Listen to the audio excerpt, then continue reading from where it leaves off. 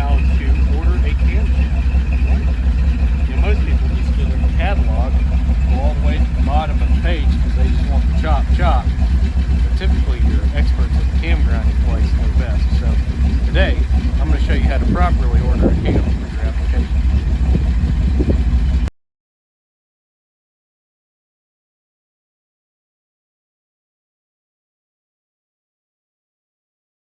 Alright, so today I'm going to show you how to order a camshaft the right way.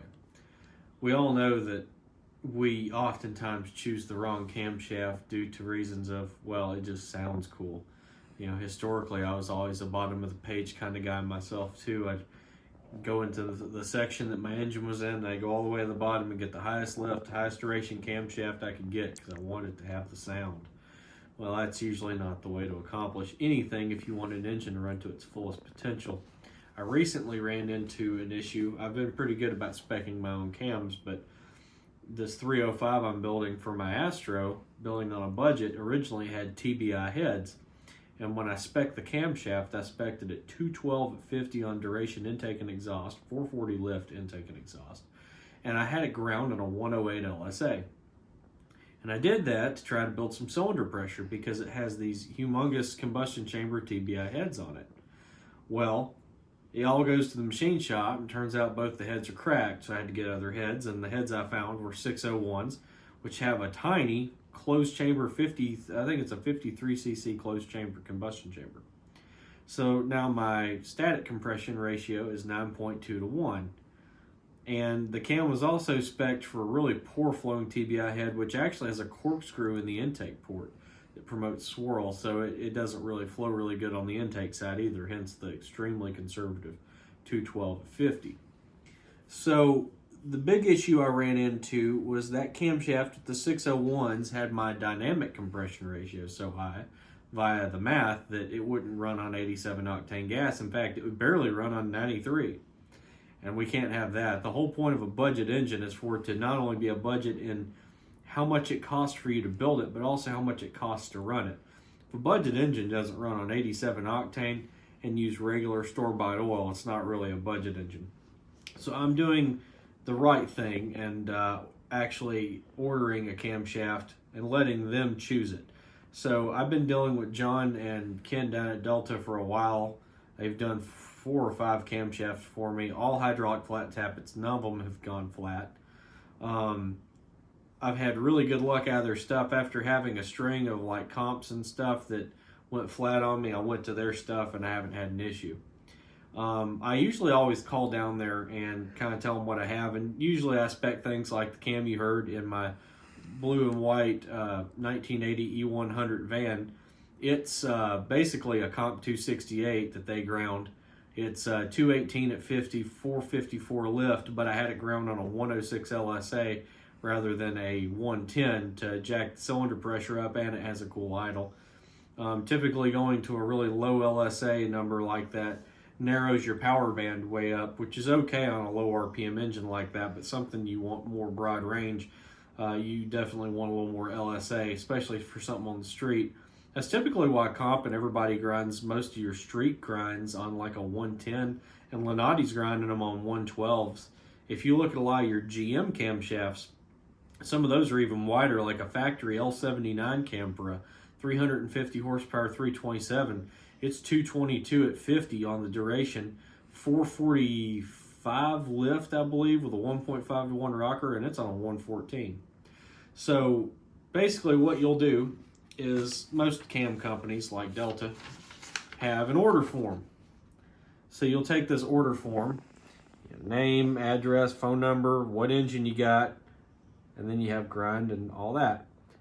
Grind is where you'll put your grind number. Like say you want a Lenati Voodoo or a Comp XE262 or an ISKI 260 Super Cam, a 292 Mega Cam, whatever. That's where you'll put that.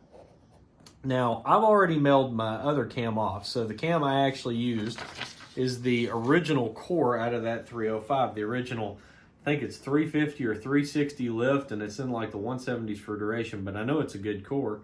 So I sent it off to be reground, and seeing them reground, I'll try to post a link to their YouTube channel. It's really interesting the way they hard face weld, regrind, and heat treat camshafts.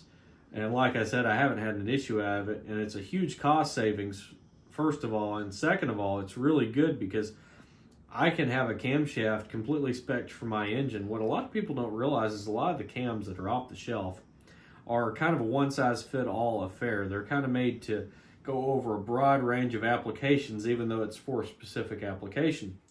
Because these engines aren't all in the same vehicle with the same vehicle weight and the same combinations.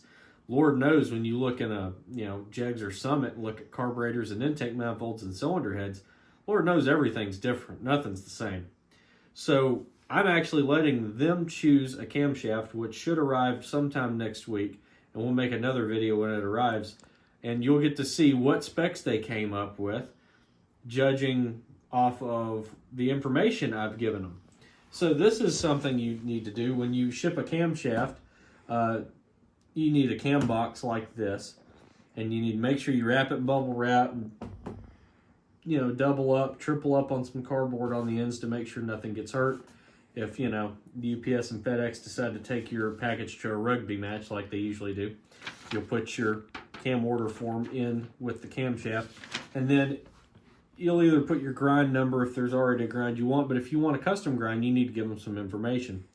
Now, I try to be extremely specific about information and very thorough, and this is a part of your build where you have to be completely honest with yourself and with them.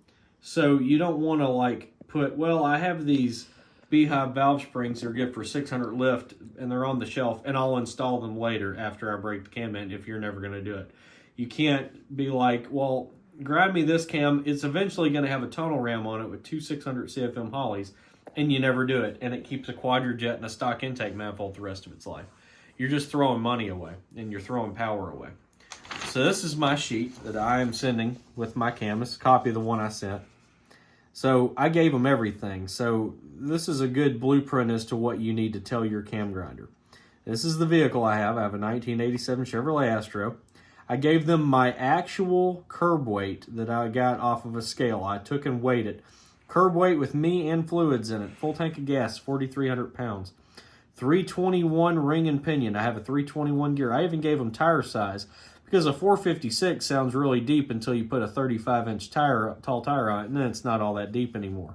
So I'm letting them know it's a 321 gear and the tire size, so they'll know actually the height of the tire, so they can kind of have a better idea of the actual gear ratio.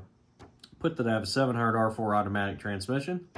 I put the torque converter I have. Torque converter I have is just a touch above stock, 1900 to 2100 stall speed. Basically, a factory Monte Carlo SS torque converter is all it is. My engine, 305 small block Chevrolet. It's a stock rebuild. It's got factory dish pistons with 4 valve reliefs. It's got 601 closed chamber heads. My valve size is 184-150. Stock single coil valve springs. The heads only had 30,000 miles on them.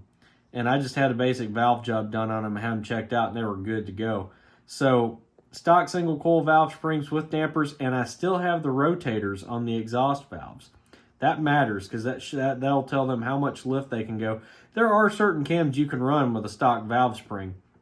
Historically, with like comps, for instance, comp 252 and 260 high energies, you could always run with stock springs. This is an extremely mild engine, so I'm going to let them build me a cam around stock springs. 52cc combustion chamber. It has a 9.2 to 1 static compression ratio. I'm telling them my target dynamic compression ratio, what I need to run 87 octane pump gas. So I'm trying to get at 7.0 to 1 dynamic so I can run literally 87 octane dog water with all the total ignition timing I want. I'm running G-body exhaust manifolds, which are kind of on the restrictive side, with 2.25-inch duals with turbo mufflers. It's going to have a full exhaust system. They need to know that. That's a big difference from long tube headers and 3-inch duals with wide open mufflers like MagnaFlows or race bullets. I have a standard Edelbrock Performer intake manifold, which is only rated idle to 5,500 RPM. Edelbrock 600 CFM 4-barrel, stock HEI ignition. And then make sure to actually tell them what you're doing with the vehicle.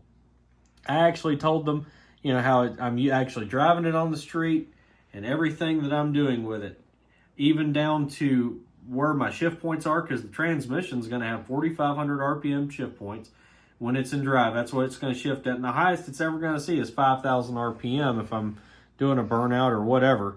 But that's it. And so I gave them all that and told them that I needed, you know, good vacuum for power brakes. It has air conditioning, and I wanted a clean idle, meaning something that doesn't load up because it's a driver. You put that with that and put it in the cam and you ship it off. And then you get a cam back that's the correct thing. So you'll be seeing me next week with all the information I've given them, and you guys know the combo on my engine. I'm giving them free reign, and we're going to see what camshaft they come up with. So stay tuned and check in with me next week, and we'll see what they have. Y'all take it easy.